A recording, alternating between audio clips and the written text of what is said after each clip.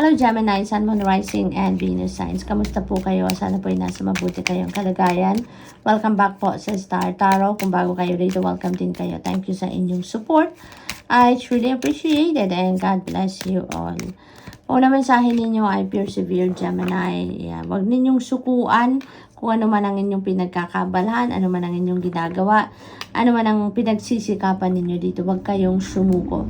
Even if you're tired na, no? Kung pagod na kayo, step back a little, magpahinga lang kayo, no? Mag-recharge lang kayo and get back to it. Continue on, no? Kaya, ano to, yung parang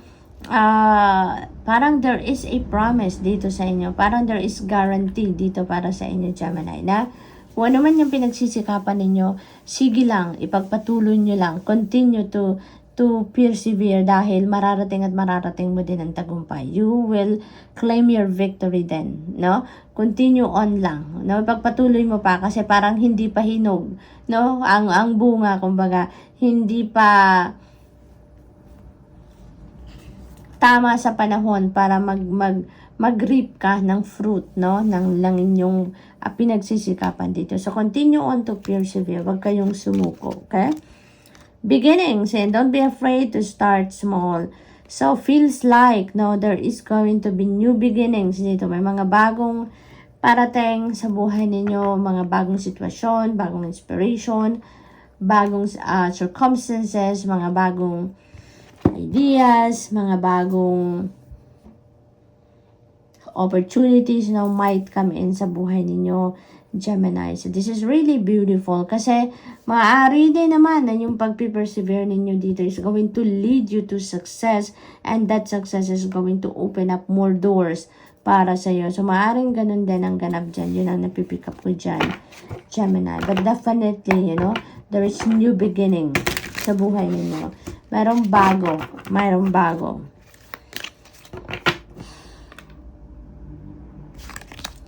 So, we have Two of Swords. Ayan. So, there is a decision making dito na kinakaharap ang iba sa inyo dito, Gemini. And parang ayaw nyo munang pagdesisyonan nito.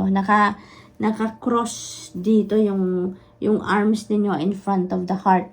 Kaya maaring sinasabi ninyo dito na teka muna, pahinga muna ako, no? Maaring ayaw nyo muna magdesisyon, ayaw nyo munang mag-isip, no? Ayaw nyo munang isipan, ayaw nyo munang pagtuunan ng pansin ang kung ano man yan, no, na pinagdedesisyonan ninyo dito, Gemini. So, that's what I'm picking up. So, parang siguro, maaring nagre-research pa kayo, maaring nagtatanong-tanong pa kayo, maaring may hinihintay pa kayong mga detalye, facts, mga ganon, bago kayo magdesisyon. Kaya ngayon, parang, teka lang muna, pahinga muna, step back muna ako dito, no? Parang ganon. So, what else? We have Knight of Pentacles. Ayan. So, dito naman, maaring ang decision making na to could be related to finances, could be related to trabaho, no? Career, maaring ganon, negosyo. That could be along those lines, no? Dahil Pentacle energy ito. So, it could be, it could be that, at maaring nagre-research pa kayo, nag-aaral pa kayo. Maaring pinag-aaralan nyo pa ang sitwasyon before you make a decision, ano? Maaari din naman na this is a job offer para sa inyo and pinag-iisipan nyo pa. Hindi kayo dito nagde-decision agad-agad, no? Maaaring pinag-aaralan nyo pa, inaalam nyo pa talaga ang kung ano ang nakapalibot, nakapaloob dito sa opportunity na ito. Maaari din ganun ang ganap dito for some of you, no? Maaari din naman ang decision making na to is related din sa pag-i-invest ninyo ng inyong kaperahan, no? Maaari talaga na pinag-aaralan pa ninyong mabuti yung pag-i-invest ninyo on how you're going to invest your money. Maaaring ganun din ang sitwasyon. And then also, nagiging sigurista kayo dito, Gemini, no? Nagiging sigurista kayo, you're moving cautiously dito sa kung ano man ang mga circumstances na to na meron kayo sa ngayon. Pinag-iisipan ninyong mabuti, pinag-aaralan ninyong mabuti, which is really good. Kasi gusto ninyong makasiguro na hindi masasayang ang lahat. Ang effort ninyo, ang resources, ang pagod, di ba? So, kaya maganda yung pinagpaplanuhan ninyo at pinag-aaralan ang lahat, no? So, what else? We have Five of Pentacles. Ayan. So, for others of you naman, maaring hindi naman siguro ito totoong wala kayong pera or nagkukulang kayo sa pera or may problema kayo sa pera. Maaari din naman na hindi ganon, no? Maaari din ang sitwasyon dito is, yung may fear lang kayo surrounding your money, no? Kasi dito nag-iisip kayo nag-iisip kayo, maaring mag-i-invest kayo ng pera ninyo, maaring meron kayong pera and you are minamanage ninyo ng maayos ang pinag-aaralan ninyo on how you're going to manage your money wisely. Maaring yun ang pinagkakabalahan ng iba sa inyo dito. And maaring may mga fear kayo surrounding your money, no? Maaring may fear kayo na baka malugi kung i-invest ninyo or baka mawala kung i-save ninyo, yung mga ganun ba, no? So parang yun ang napipick up ko dito for some of you, no? Na hindi naman ito talaga as in hirap kayo sa pera, but parang nag-a-anticipate kayo dito ng kung ano ang maaaring mangyari, no, sa inyong kaperahan. So, you know what, Gemini? That is negative thoughts, no? That is negative thoughts. Kung yun ang inyong sitwasyon, that is negative thoughts. Kaya, sikapin nyo po, no? Kung gano'n ang inyong sitwasyon, kung ganyan ang nararamdaman at iniisip ninyo sa ngayon, transmute that negative thoughts into positive ones. Kasi, lalahanin po ninyo, diba, na very powerful ang thoughts natin. Very powerful ang isip natin. Kung anong naiisip natin, yun ang nagmamanifest sa buhay natin. And we don't want negative things to happen, 'di ba, sa buhay natin sa kahit anumang sitwasyon. Kaya sa isip pa lang natin, gawin na nating positibo, gawin na nating mabuti, nang sa gayon ganun din ang mangyari sa buhay natin. Ganun din ang ma-attract natin na vibe, no? Lahat lang positibo, mabuti at maganda lang. Okay? Isipin natin dito, no? Ang prosperity and abundance. So doon tayo sa prosperous and abundant mindset and positive mindset lang. Nang sa gayon, yun ang vibration na ma-attract natin towards us. Na maging prosperous tayo, maging abundant tayo, at maging positibo lang ang lahat. Okay? So, Gemini, that's all I have for you for today. I hope nakatulong ang mga mensaheng ito in some way. Thank you for watching. Love and light. Namaste. Hello, Libra, Sun, Moon, Rising, and Venus signs. Kamusta po kayo? Sana po ay nasa mabuti kayong kalagayan. Welcome back po sa Star Tarot. Kung bago kayo dito, welcome din kayo. Thank you sa inyong support. I truly appreciate it. And God bless you all. Tignan natin ang mga messages ninyo for today. Libra, we have the Six of Pentacles. This is beautiful. This is beautiful. Kasi kung ano man yung kailangan ninyo sa ngayon, that will be met, no? Kung meron kayong pangangailangan sa opinion, sage advice, people are gonna come, no, towards you para mabigyan kayo ng gabay. Meron kayong mga lalapitan tao na talaga namang makakapagbigay sa inyo ng advice na kailangan ninyo, no? Kung kailangan nyo din naman dito ng pera, money will come. There could be bonus, there could be commission, there could be financial gift. Maaari din naman na may magbayad sa inyo ng utang dito, Libra, no? Kung meron kayong pautang, maaari talaga na merong lumapit sa inyo ng kusa, no? At magbayad ng kanyang utang. Maaring ganun din ang ganap dito for some of you. But definitely, meron ditong parating na pera. No? There could be windfall as well dito, Libra, no? Kasi maaring ang iba sa inyo, nangangailangan ngayon ng pera, may mga financial obligations. And maaari talaga na meron dumating dito na pera na para matugunan ninyo kung ano ang inyong pangangailangan sa ngayon. We have King of Pentacles. Wow, this is wealth surrounding you, Libra. Napakaganda. So definitely there's money coming in, no? There's money coming in. There's financial gain dito. This could be also return of investment, no? Maring ganun. And dito, talagang maraming kaperahan ang maaring dumating. It could come from different sources then, Libra. We don't know kung saan manggagaling yan, but definitely magkakaroon kayo dito ng kaperahan, no? Maaari din naman na this is financial opportunity, no? Maaring job offer ito na may offer sa inyo. Maaari din business opportunity, career opportunity, at kung ano man yung mga klaseng financial opportunity na parating sa inyo, it will, no?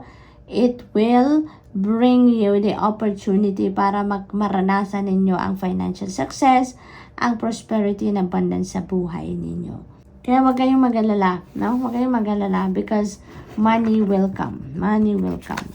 We also have 10 of Swords. Ayan. So, Ang iba naman sa inyo dito, no?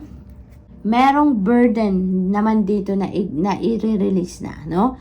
For others of you, this is burden. This is about emotional burden siguro, no? Maaaring ang iba sa inyo may pinagagaling ng sitwasyon sa relationship wherein mabigat, no?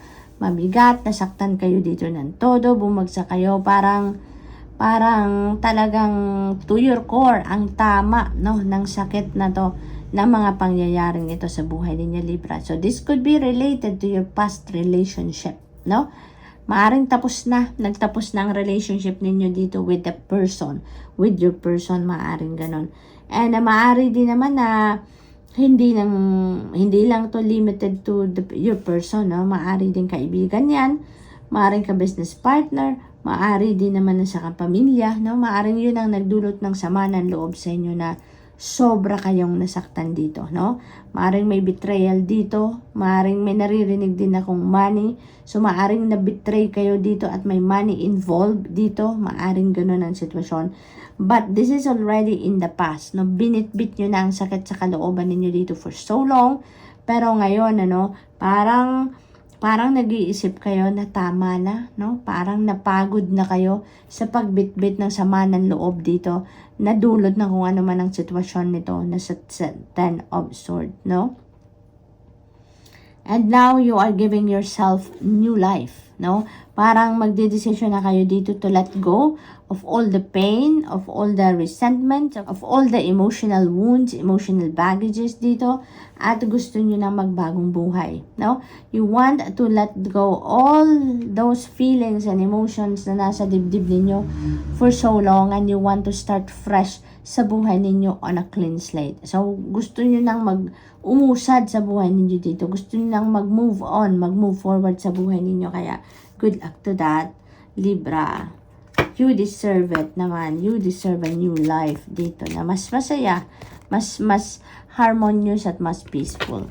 So, relax. Yan, kailangan ninyong mag-relax kung mukhang pagod na kayo, no? Maaaring napagod talaga kayo ng sobra sa pagbitbit ng sitwasyon na to.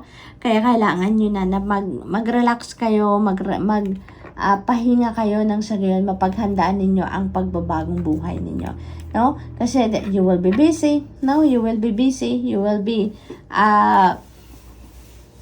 paying attention to new things, no? Maaaring mga bago, totally new ito sa inyo, kaya you may need your physical strength, you may need your inner strength and courage din dito, kaya kailangan ninyo na mag-recharge, okay? So, what else?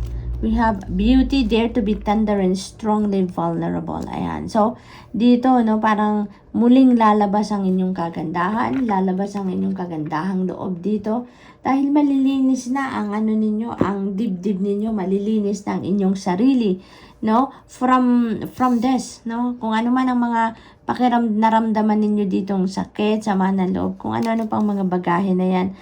Pag umalis na yan sa buhay ninyo, inalis nyo na yan sa puso ninyo, sa isip ninyo, talagang your radiance is going to come out again. Yung true beauty ninyo ay muling lalabas, muli na kayong makakangiti ng purely happy talaga ang nasa likod ng iyong mga ngiti. Yung ganon.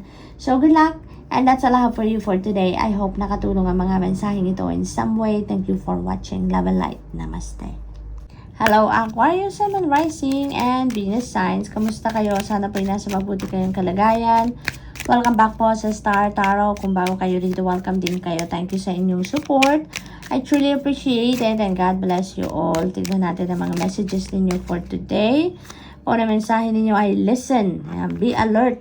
The soft chiming bells call to nearby fairies. Ayan, listen intently Aquarius, dahil maaaring ito na, pinapadalhan na kayo dito ng gabay, pinapadalhan na kayo dito ng mga intuitive messages, enlightenment siguro na kailangan ninyo, no? Maaaring hinihingi nyo yan, maaaring dinadasal nyo yan, nabigyan kayo ng dasal, ng gabay, padalhan kayo ng enlightenment and clarity that you need sa inyong sitwasyon sa ngayon. And here you go. Kaya inaanyayahan kayo, no, to listen, no? Listen to your intuition, listen to your gut instinct, no? Dahil nandiyan na kung ano man ang inyong kailangan ngayon. So, we have generosity. Ayan, generosity energy is always at play, no? At ngayon, sinasabi sa inyo dito na generosity energy is at play. Maaring both ends, no, ay mangyayari yan sa inyo. Kasi yung generosity energy is a cycle din, di ba? Sometimes, we are the ones na benefactor. Tayo yung tumutulong, tayo yung nagbibigay, tayo yung nagsishare. Sometimes naman, tayo yung nangangailangan ng tulong. Tayo yung kailangan mag-receive. Yung ganon. So, maybe on both ends, no, nandyan kayo. No, yung generosity energy ay nandyan. Na maaring may tutulungan kayo, may bibigyan kayo, may pagsisharean kayo ng inyong mga blessings, and at the same time din, meron din magbibigay sa inyo. Meron din magpapakita ng pagmamahal sa inyo. Meron din magpapakita ng kindness sa inyo. So, maaaring ganon ang sitwasyon.